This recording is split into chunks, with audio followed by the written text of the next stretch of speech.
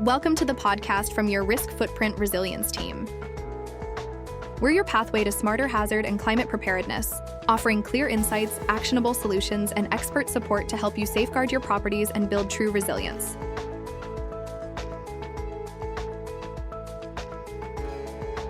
You know, when a disaster hits, we all look for a safe place to go, for shelter. But what happens when the very buildings we trust the most, our local schools, are the ones right in the path of danger? That's the huge question we're digging into today. The headlines lately have been painting a really stark picture. It seems like our schools are on the front lines of these intense, climate-fueled disasters. And honestly, the stories are becoming way too common. Let's start in Lahaina on Maui. Back in August of 2023, one of the deadliest wildfires in American history just ripped through that historic town. And right in the middle of all that devastation was King Kamehameha III Elementary, a campus that had been serving that community for more than 100 years. In a single day, poof, over 3,000 students lost their school. Their classrooms, their meeting spots, all of it, just gone. And look, this wasn't some one-off thing. That very same month, all the way across the country in Georgia, another school was facing a completely different kind of threat. Hurricane Idalia comes barreling into the coast, right? Winds it 80 miles an hour and literally tear the roof clean off Hoboken Elementary School. Education was totally disrupted for weeks, while everyone scrambled to put the pieces back together. And the damage? Wow, it goes so much deeper than just the building itself. Research shows this staggering impact on learning. For every single day of school that's missed, students can actually fall behind by more than 3.5 days. That's a learning gap that can take years to make up. So you see these individual stories and you start to realize they're pointing to a much, much bigger problem, a systemic one. The very foundation of our country's school infrastructure is old, and it is really starting to show some serious cracks. So how big of a problem are we talking about here? Well, get this. There are over 115,000 K-12 schools across the United States. That is a massive network of buildings we're trusting with our kids' futures. But here's the real kicker. The average age of a public school in the U.S. is almost 50 years old.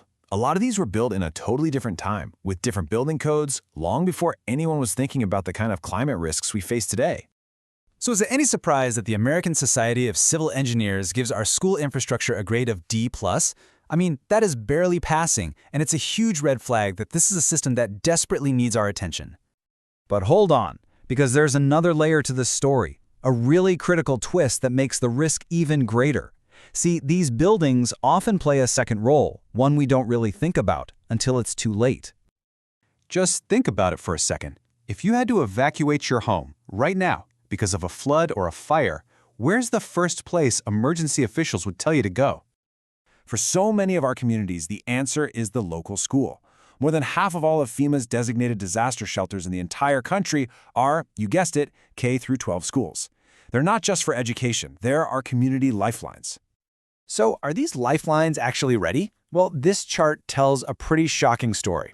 You can barely even see it, but that tiny, tiny little sliver represents the schools that have resilient power systems, like solar panels with battery storage. That means less than 0.1% of them can keep the lights on during a blackout. For everybody else, when the grid goes down, the shelter goes down with it.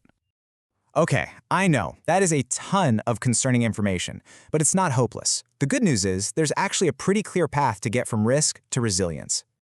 And it really just boils down to 3 logical steps. First, you have to do a clear-eyed assessment of the specific risks a school faces. Then you develop a targeted plan. And finally, you actually implement the upgrades needed to stay safe. Simple as that. And hey, this isn't just some theory on a whiteboard. There are proactive schools and districts all over the country that are already doing this, and the results, they're pretty powerful. Take Nicollet High School in Wisconsin, for example. They were getting hammered by repeated flooding, and their insurance costs were just through the roof. So what'd they do? They invested in some smart stormwater upgrades. And the result? The flooding stopped, and get this, their insurance premiums dropped by a massive 40%. Now that is a clear return on investment. And they are not alone. I mean, look at Massachusetts, where a high school is using solar and battery power to shelter people from blackouts caused by tornadoes. Or out in California, where solar microgrids are keeping the lights on for entire communities during wildfire season. Every region has different threats, and schools are finding really creative, tailored solutions to face them. So what's the big takeaway here? Well, securing our future really means we have to shift our mindset. We have to move from just reacting to disasters to proactively building schools that can actually withstand them. It's about taking responsibility for the safety of our kids and our communities. So let's just put it all together. We've seen that our schools are aging and they're vulnerable. We've learned that they also double as these critical community shelters that, frankly, are shockingly unprepared. But we've also seen that proactive planning saves learning time, saves money, saves lives. And most importantly, that resilience is absolutely achievable. And that leaves all of us with one final crucial question to think about. A question for every single parent, teacher, and community member out there. When that next storm comes, is your local school going to be another tragic headline? Or is it going to be the safe haven your community needs it to be? The choice and the planning really does start now.